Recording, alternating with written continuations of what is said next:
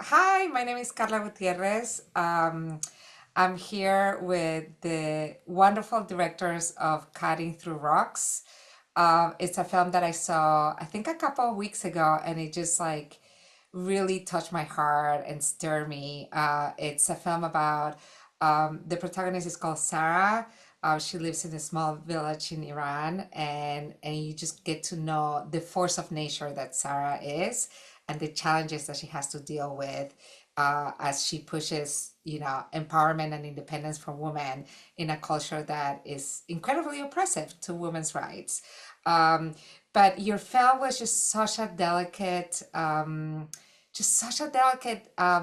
entryway into that world, such an intimate journey that really got me to like really learn about the heart of your protagonist and also the heart of the community.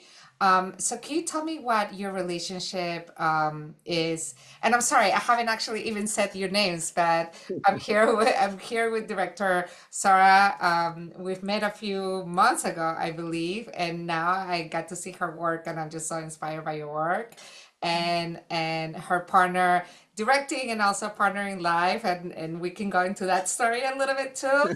Mohammadreza, such a pleasure to be with you. And yeah, please tell me, what was your connection to the story? What brought you to it? Thank you so much, Carla. It's really a pleasure to be in this conversation with you. We both um, have been very, very long time admirer of your work, your body of work, your editing, and also your directorial work with FRIDA. And I just feel like there are a lot of parallels in our interests in subject matters, strong women who are fighting against the different kinds of setbacks that they have in life, and how they deal with it in general. So in the case of Cutting Through Rocks, I was born and raised in Iran, Tehran, and I witnessed a lot of stories about women, um, just like Sarah, who were fighting for their independence, growing up, with among my family and my extended family. But then I left Iran at a young age, um, to the United States. And now, having lived equally between the two worlds, I feel that the ideas around what's discussed in the film around gender injustice in particular is something that I can see that here in the United States too, especially in the way in which women bodies are being targeted, and becomes a battleground, no matter how you look at it or where you are from. So through extensive research, I used to be in New York, and I came across a story of a strong woman, Sara Shahverdi, who lives in the northwest of Iran, who rides a motorcycle, who's been a midwife and delivered 400 kids. So, speaking to her for 6 months or so, she told me that she's thinking about running for a council seat. And I knew that there is a story here worth exploring, but I also knew that I wouldn't be able to tell this story by myself, knowing that I'm going to enter this male-dominated space. I wouldn't have been able to be the only director. Mhm. And I had the chance and pleasure of working with Mohammadreza remotely. Mohammadreza was in Iran at the time, so I called him, and I knew, who to call. So I called him and said, "Let's go to this space And and I was explore together." and I was waiting for this moment, Carla, because I liked Sarah, and I thought that it's a good opportunity to work together this time in person, spend time together, and maybe, something happened. Uh, It's like the ultimate date, right? yeah. Let's jump into this very difficult process and let's see what we do together. I'm coming from the community, Mhm. not the region, not the village, but the Azeri speaking people. So I know the culture and nuances and the dynamics, but it's not possible for a male director to go and make an intimate film there. Mhm. it was not possible at all because of the patriarchal nature of the society. And I had the knowledge, but I didn't have the, ability as a male director to go and make the film. But Sara made it happen. We didn't expect that it's going to take 7 years for us in production. We thought that we are going to just cover the story of Sarah Shaverdi and then her relationship with other women in the community, and that's it. But we decided to continue working on this film for longer time because each time we went to the village, we faced with different layers. Actually, it was 8 sessions, and each time we spent 90 days or 70 days Oh, or wow. Okay. 50 days. Yeah, we really wanted to experience the evolution and the change that Sara Shaverdi is offering to the Mhm. village and the community. Wow. I felt like, in a way, this film was a singular voice of this woman who had, through pure force, I think, have made the community look at her differently. Like there was a lot of in the film, we meet her in a beautiful way. It's one of the best openings that I have seen in film, actually, because it's just an action that she's putting a door together, but it just shows so much of her personality. And it felt like that's what she did with the community as well. She just kind of like, Mhm. like just kept walking through the community, and the community started accepting her, but only her. Other women could not do what she has been capable of doing. So there was some opening of acceptance that I felt like the film showed me. But then she was my guide through what other women really face. So that was really, to me, really a beautiful, like very personal story, but in a way, a personal story that then became the voice of a communal voice for all women. So can you tell me a little bit about how you were thinking about that in terms of like how to present the narrative? How to, yeah, how to present the narrative of her, but also other people's voices, and in a way, what kind of metaphors or what parts of her journey did you take on, held on to then Mhm. present as a larger story of women in general in that village? It's really interesting that you brought up the idea of the opening scene. The sorrow fixing the door was one of the first things we captured, but it wasn't until we were in the midst of editing and even towards the later stages of editing that we really went back and really discovered that again. We felt that we could tell Sarah's character by just her perseverance through really fixing the door and not giving up until that's done. And there's something about how she just didn't give up until she made sure that it's fixed. And there's something about that the whole gate and the door, entrance door, that became a metaphor in the story too, that she's creating an armor in her space in a way, and that she's one of the only independent women living single life in this space, and that Mm. women are welcome, people are welcome to by just knocking her door, and even knowing some of them know how to open her door. They open it and then they come in with their stories, and just the idea that she's this one single woman. After of course editing it, we were reflecting on it, and it reminded us of Virginia Woolf's the A Room of One's Own Mm. story, that it made sense that she needed that space, she needed that independence in order to um, of course welcome other women and create that sense of community around herself. Yeah, and also from the editing perspective, we see Sarah in the beginning of the film having her own space. And then later on the film, Sarah is fighting to create those space for other women by asking their men to share, their lands with them. So Sarah also wants other women to have the same share, just having something for them, and enjoying the sense of uh, having a property for themselves. And then also Sarah is trying to create that space Mhm. for other women to enjoy the life that they feel that they belonged to and to have something for themselves. And that's what I mean, that's what I found in a way so heartbreaking watching the film, is that to me your opening was I thought about it a lot later because I was just like, that was such a great opening.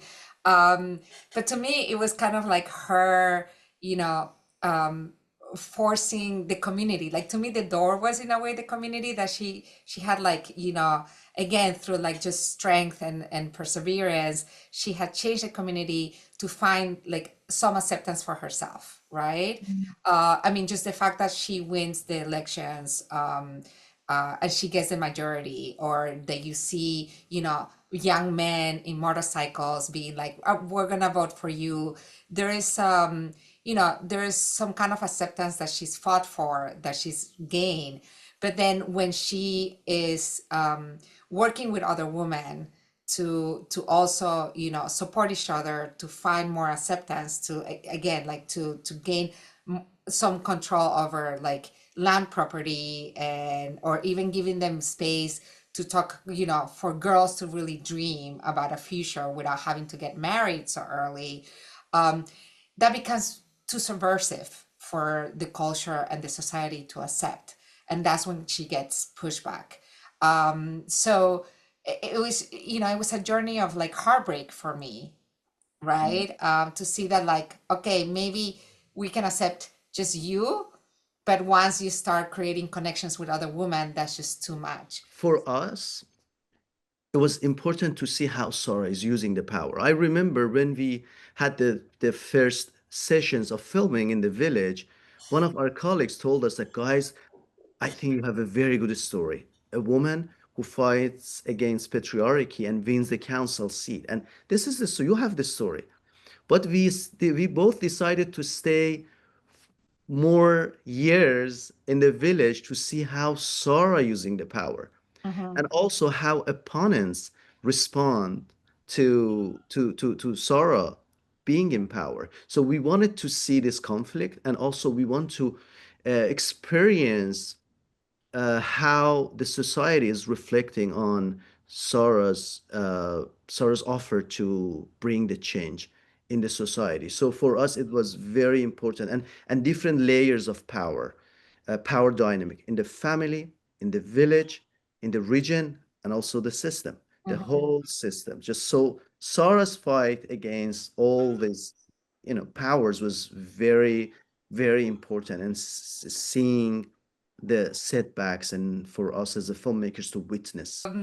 I love, one of you said in the Q&A that I attended in person, I don't remember which one, but you said that you have to like have the support of your team, and also you're talking about like the support that you found with your protagonist, right? It seemed like your goals were very much merged. And so can you tell us a little bit about how you guys supported each other? Why the Mm. collaboration and those relationships behind the cameras like are important, and that's the only way that like you can actually be able to get the work done, right? So yeah, Yeah. tell us about your love story.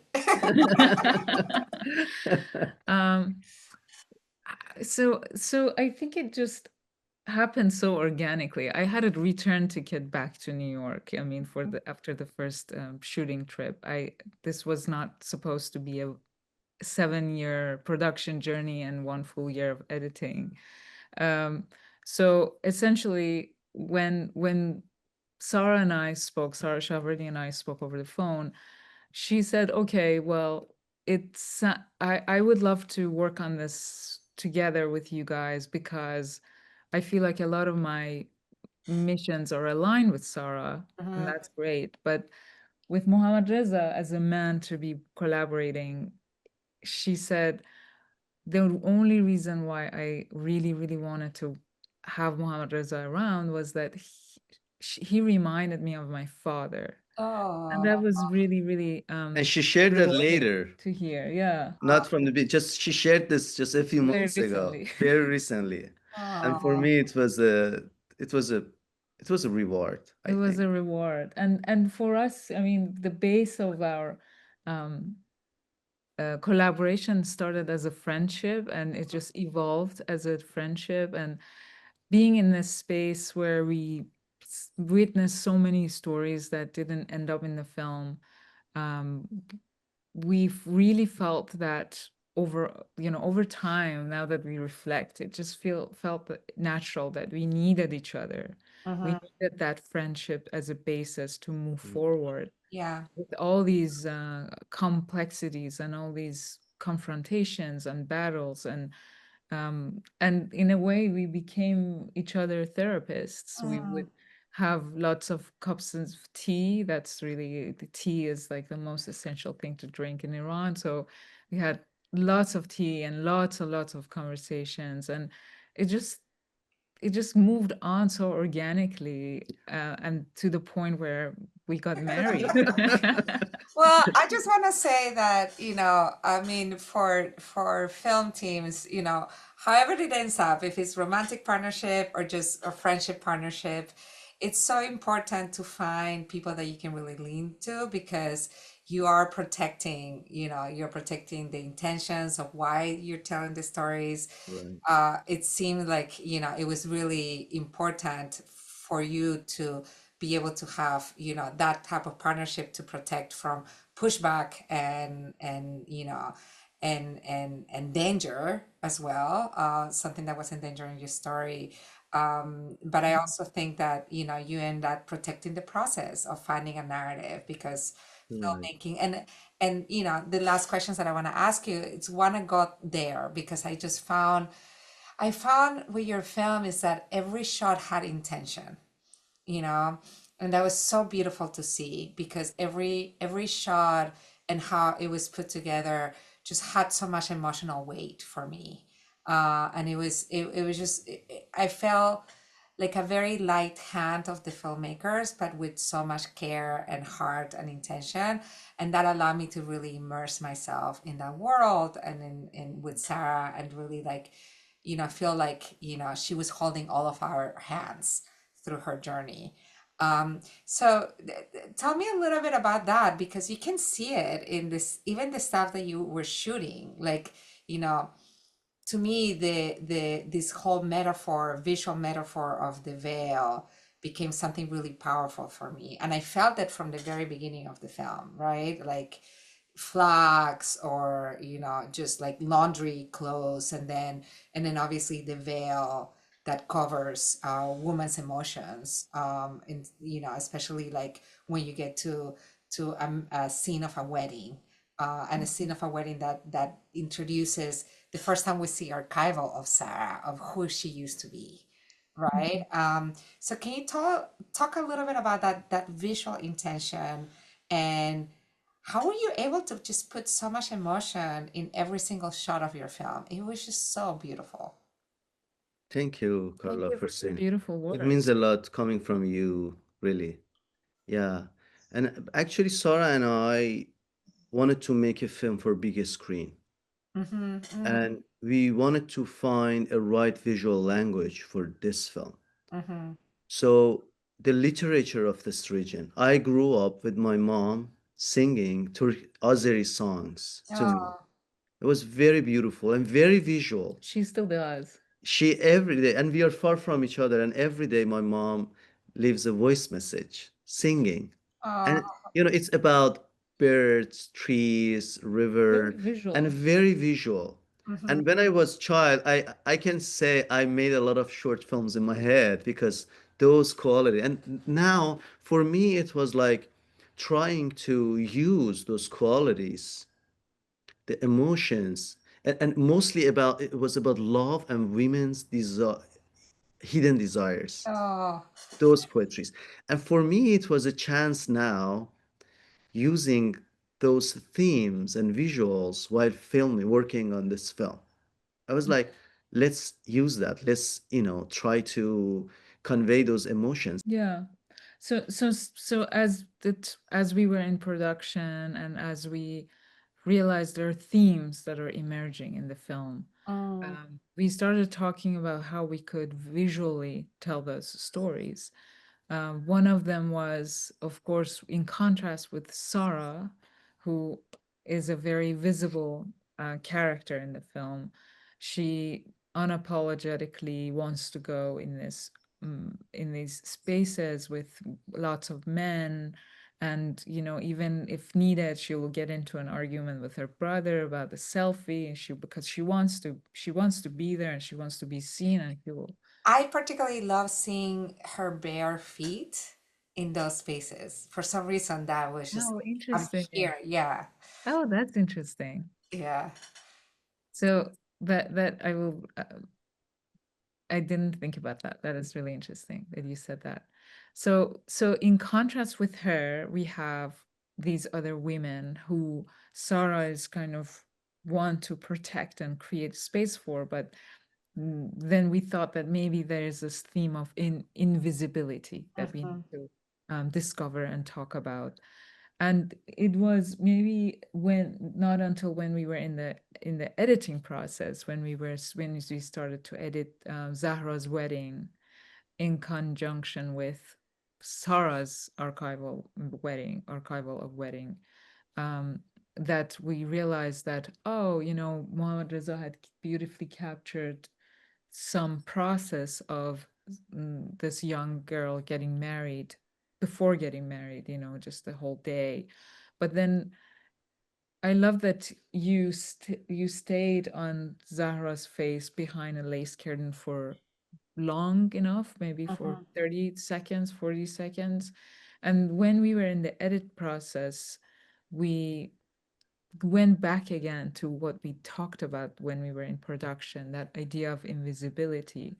And then we decided to get rid of all the other footage that we had, and we just stayed with So one Zahra day, it was behind the Sarah. camera. One day she woke up and she said, I think that we can get rid of all the footage and we only use this curtain, but we can stay longer. And then Yeah. when we used it, we thought that everything is there. The idea of curtain or the red color, it's just represent like a lipstick on. It's And that she's walking from young girlhood to adulthood, Yeah. that now there's a barrier between us and her. And it was very telling of all of those in a small moment. Yeah.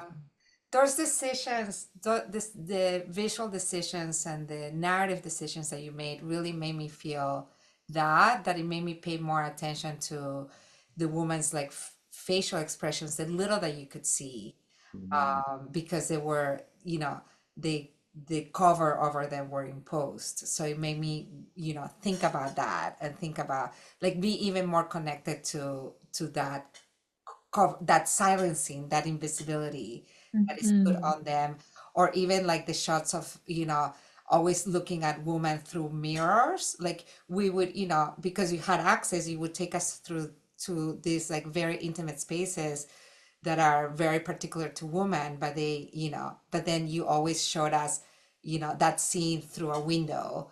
And that to me was a reminder that like, these spaces are very unique, they're very sacred, but they should be invisible still. Society sees them as invisible. So thank you so much for every single decision that that you made, because it really, I feel like pieces of your heart really were transported through your film, and definitely Sarah's heart to us. So thank you so much, Thank you and so much Thank for your you. thank you Thank so beautiful you. much. words. And hearing these words from you means so much to us, Carla. Oh, thank And you. we hope that we can cherish your words and keep them close to our heart, and as we continue filmmaking.